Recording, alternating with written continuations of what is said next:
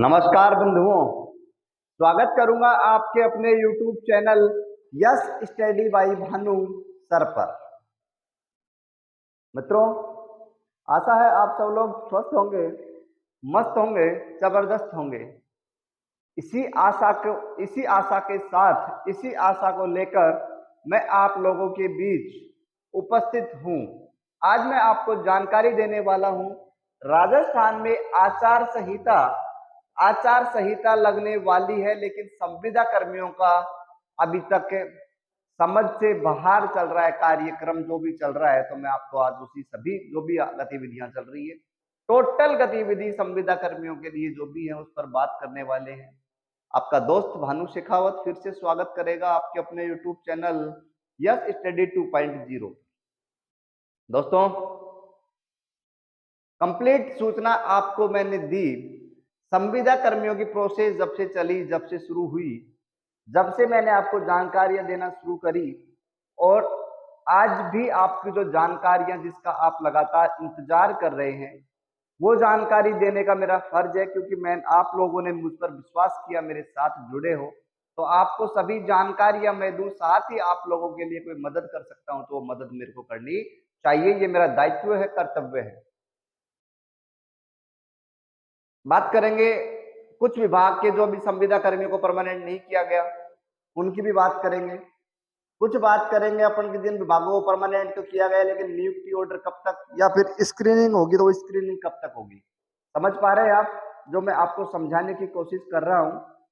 दोस्तों, कुछ बड़े पॉइंट मैंने बोर्ड के ऊपर लिखे हैं, कुछ बड़े पॉइंट मेरी कॉपी में लिखे हुए हैं। सारे पॉइंटों पर आज विशेष विश्लेषण, एक वीडियो बड़ा हो सकता है लेकिन जानकारी आपको पूरी दी जाएगी। दोस्तों, सभी जानकारियां मैं आपको देने की कोशिश करूंगा, लेकिन उससे पहले जो भी साथी चैनल पर नया है, प्लीज चैनल को सब्सक्राइब कर बेल आइकन ऑन कर ले। मित्रों, सब्सक्राइब आप करते हैं तो आपके इस मोटिवेशन से, सब्सक्राइब करने से हमें मोटिवेशन मिलता है, और मोटिवेशन के कारण ही हम आप लोगों के लिए जानकारी उपलब्ध करवाते हैं। एक दिन मैंने आपको बताया था कि आपको लग रहा होगा कि सर यूट्यूब से कई कमेंट्स ऐसे आ जाते हैं कि सर व्यूज के लिए आप ऐसा करते हैं। मित्रों, ऐसा कुछ नहीं है। आप लोगों तक जानकारी पहुंचाना मैं अपना आपका कर्तव्य समझता हूं। आप लोगों को लगे कि व्यूज से कुछ हो रहा है, तो मैं आपको बता दूं कि जो चैनल है इससे कोई अर्निंग नहीं होती है। ठीक है, ये आप लोगों के लिए ही मेहनत की जाती है कि संडे के दिन भी फ्री होने के बावजूद आप लोगों के लिए कंटेंट इकट्ठा करना, साथ ही आप लोगों के आंदोलन में भागीदारी लेना। ऐसा भी तो हो सकता है छुट्टी है तो आज तो हम भी छुट्टी कर सकते हैं, रेस्ट कर सकते हैं, लेकिन नहीं, क्योंकि टाइम कम है, रेस्ट तो कर ही लेंगे। टाइम कम है, आचार संहिता लग गई तो फिर कुछ नहीं होगा।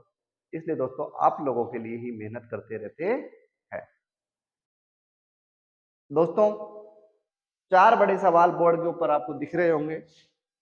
सरकार के वादे फेल होने की कगार पर, सरकार के वादे फेल होने की कगार पर, क्योंकि आपको पता है सरकार ने एक बड़ा वादा किया था सीएम साहब ने कि 1,10,000, या मैं लिख दूं 1,10,000 कर्मचारी जो संविदा कर्मी है सभी को क्या किया जाएगा, नियमित।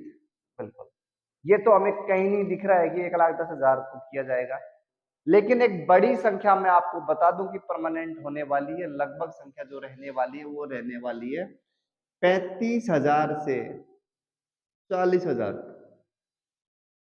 गुरुजी आपने संख्या बताई 35,000 से 40,000, तो आप ये भी कर डिवाइड भी, इसको बंटवारा भी कर देंगे किस विभाग में कितने कर्मचारी परमानेंट होंगे। जी हाँ मित्रों, अपन बात करेंगे कंप्लीट कि किस विभाग में कितने कर्मचारी परमानेंट होंगे। सीएम साहब ने एक बड़ी घोषणा कर दी है कि, मैं आपको बता दूं क्या है घोषणा, कि जो आदेश दे दिया है, जो नियमितीकरण होगा, कहीं आपको लगता है कि आचार संहिता में नहीं होगा, तो मैं आपको बता दूं कि आचार संहिता में कोई दिक्कत नहीं आएगी, कोई तकलीफ नहीं होने वाली है। जो आदेश जारी हो गए हैं उनका सभी का नियमितीकरण कर दिया जाएगा, तो घबराए नहीं। अब किन किन का होगा नियमितीकरण, तो आपको पता है कि जैसा कि CSR रूल 2022 हमें बोलता है 9 वर्ष का कार्यकाल, आई मीन मतलब 9 वर्ष का कार्यकाल का मतलब कि 3 साल का एक्सपीरियंस होना चाहिए। तो 3 साल का अगर एक्सपीरियंस आपके पास है तो आप लोगों को परमानेंट किया जाएगा। और ये सभी विभाग के लिए है, किसी स्पेशल विभाग के लिए नहीं है। जहां जहां आपको 9 वर्ष का कार्यकाल जिनका संविदा कर्मी के रूप में पूर्ण कर लिया है, तो आप लोगों का डाटा तैयार हो गया है, आप तैयार रहें अपनी स्क्रीनिंग के लिए। अब मैं बात करूंगा, एक नेक्स्ट सवाल स्क्रीनिंग को लेकर ही होगा कि स्क्रीनिंग होगी या नहीं। तो स्क्रीनिंग का मतलब ये है कि आपका साक्षात्कार, आपके डॉक्यूमेंट्स वगैरह की पुनः जांच की जाएगी। आपकी पहले जब आप लगे थे तो जांच की गई थी, अभी सरकार कोशिश कर रही है कि जो डॉक्यूमेंट्स है पुराने, अगर इनके वेरिफिकेशन वाले डॉक्यूमेंट्स मिलते हैं तो उन्हीं को अपलोड कर दिया जाए, स्क्रीनिंग का काम नहीं करवाया जाए। लेकिन अगर इनको डाटा इकट्ठा नहीं हो पाता है तो फिर आपकी स्क्रीनिंग करवाई जाएगी। गुरुजी कब तक होगी स्क्रीनिंग? तो ये एक बड़ा सवाल आपके दिल में हलचल मचा रखा होगा कि सर जी स्क्रीनिंग कब तक होगी। तो मैं आपको बता दूं कि आपकी जो स्क्रीनिंग है वो अक्टूबर माह के अंदर अंदर हो जाएगी। इसलिए आप लोग निश्चिंत रहे, अक्टूबर माह में आपकी स्क्रीनिंग हो जाएगी। और होगी तो, नहीं हुई जब तो बात की अलग है, और हुई तो इस माह में आपकी स्क्रीनिंग हो जाएगी। अब मैंने लिखा है शिक्षा विभाग के कुछ पद लिखे हैं, शिक्षा अनुदेशक, शिक्षा सहयोगी, कंप्यूटर अनुदेशक, कंप्यूटर शिक्षा सहायक। गुरुजी ये किस किस लेवल के पद हैं? तो मैं आपको बता दूं, जो शिक्षा अनुदेशक है ये है लेवल 10 का। कौन से का? लेवल 10 का। शिक्षा सहयोगी की मैं बात करूं तो ये लेवल 5 की जॉब है साथियों। कंप्यूटर शिक्षा सहायक की मैं बात करूं तो ये भी लेवल 5 की है।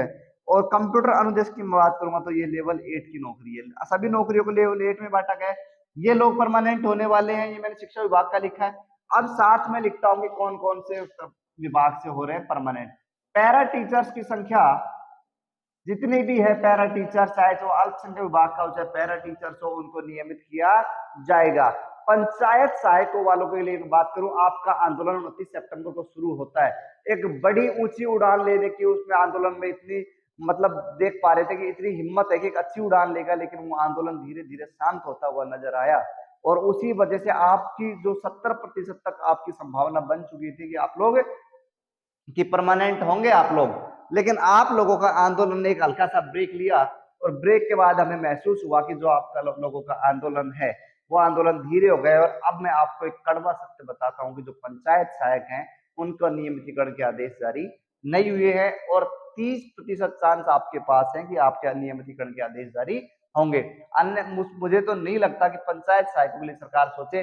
लेकिन गहलोत साहब का मैं आपको बता दूं कि जैसा कि हम मानते हैं कि जादूगर है, एक बड़ी घोषणा उनकी अचानक हो जाए तो उसका हम कह नहीं सकते, लेकिन अभी आपके चांस थोड़े से पंचायत सहायक वालों के कम हो गए हैं। आपको मैं बताना चाहूंगा कि चिकित्सा विभाग, चिकित्सा विभाग, उसके बाद में बात करूं शिक्षा विभाग,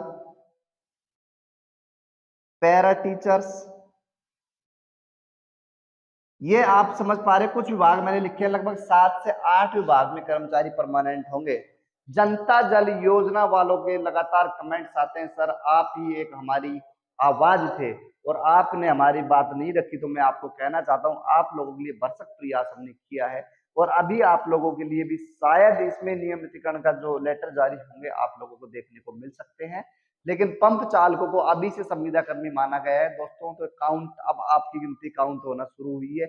लेकिन और जो जलदायु विभाग के जो कर्मचारी हैं उनका, उनमें नियमितीकरण जो अकॉर्डिंग टू CSR 2022 के अनुसार जो है उनको परमानेंट कर दिया गया है। तो चिकित्सा शिक्षा विभाग, पैरा टीचर, इसके अलावा जो भी लगभग 7 से 8 विभाग, कौन से 7 से 8 विभागों के कर्मचारियों को जिनका 9 वर्ष का कार्यकाल पूर्ण हो चुका है उनको परमानेंट के आदेश जारी हो गए हैं। आपको आचार संहिता से डरने की जरूरत नहीं है। एक बड़ा सवाल, 9 वर्ष से ऊपर, 9 वर्ष से ऊपर खुशी का माहौल।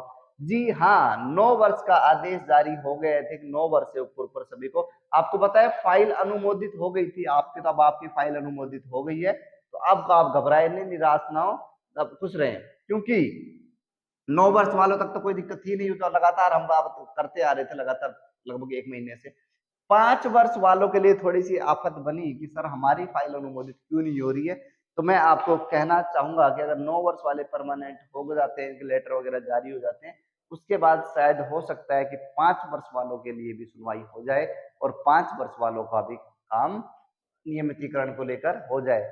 अगर अब ये आप मान लीजिए, अगर आपका 5 वर्ष वालों का कार्यकाल पूरा नहीं होता है तो अगले सरकार के जब चुनाव आएंगे दोबारा 2029, जब तक आपके 5 से 9 साल पूरे हो जाएंगे, तो जब आप आराम से नियमितीकरण आपका होगा। लेकिन हम ये आशा करते हैं कि आप लोगों का अभी नियमितीकरण हो, आप लोगों के लिए भी, सरकार को आपके भी वोट बैंक की जरूरत है। ये थोड़ी है कि 9 वर्ष वाले, या मैं सरकार से कहना चाहूंगा कि पंचायत सहाय के वोट आपको नहीं चाहिए क्या? इस तो सरकार को सभी को ध्यान रखते हुए, लेकिन सरकार का कहना है कि जिनका 9 वर्ष का कार्यकाल पूरा हो गया हम उन्हीं को परमानेंट करेंगे। तो पंचायत सहायक का कार्यकाल लगभग 7 से 8 वर्ष का है, जो अभी उनके उसमें अकॉर्डिंग टू सीएसआर के अंतर्गत नहीं आता है।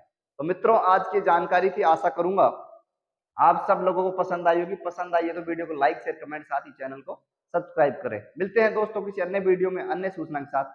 जब तक आप लोग खुश रहें, स्वस्थ रहें, मस्त रहें। Thank you.